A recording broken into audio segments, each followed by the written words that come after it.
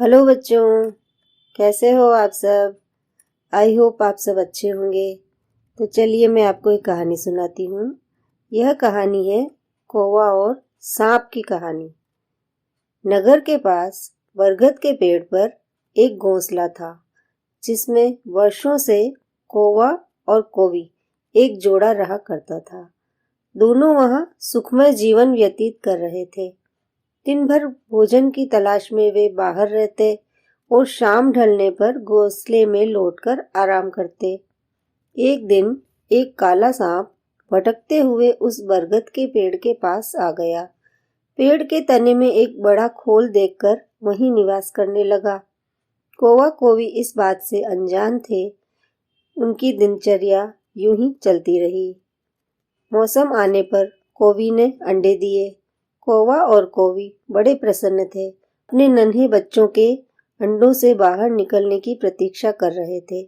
लेकिन एक दिन जब वे दोनों भोजन की तलाश में निकले तो अवसर पाकर पेड़ की खोल में रहने वाले सांप ने ऊपर जाकर उनके अंडों को खा लिया और चुपचाप अपनी खोल में आकर सो गया।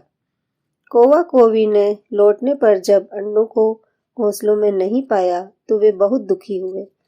उसके बाद से जब भी कौवी अंडे देती, सांप उन्हें खाकर अपनी भूख मिटा लेता। कौवा कौवी रोते रह जाते।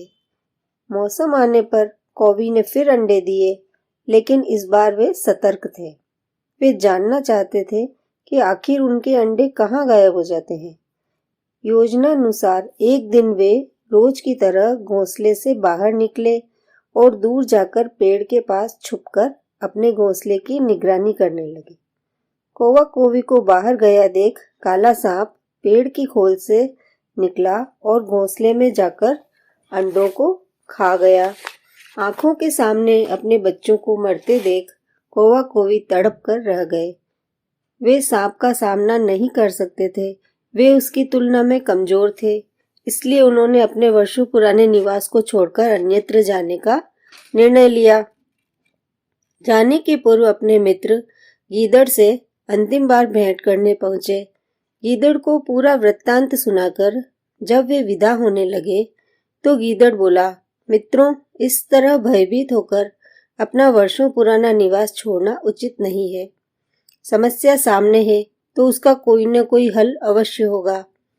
कौवा बोला, हम कर भी क्या सकते हैं। उस दुष्ट सांप की शक्ति के सामने हम निरीह हैं। हम उसका मुकाबला नहीं कर सकते।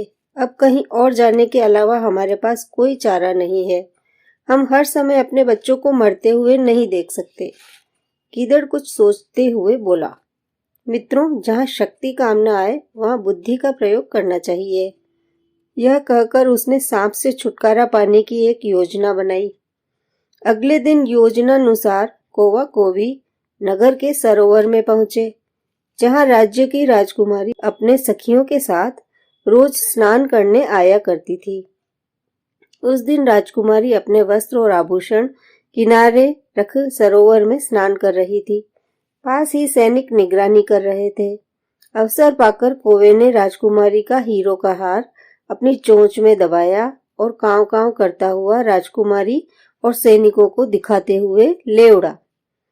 कौवे को अपना हार ले जाते देख राजकुमारी चिल्लाने लगी। सैनिक कौवे के पीछे भागे। वे कौवे के पीछे पीछे बरगद के पेड़ के पास पहुंच गए। कौवा यही तो चाहता था। राजकुमारी का हार पेड़ के खोल में गिराकर वह उड़ गया।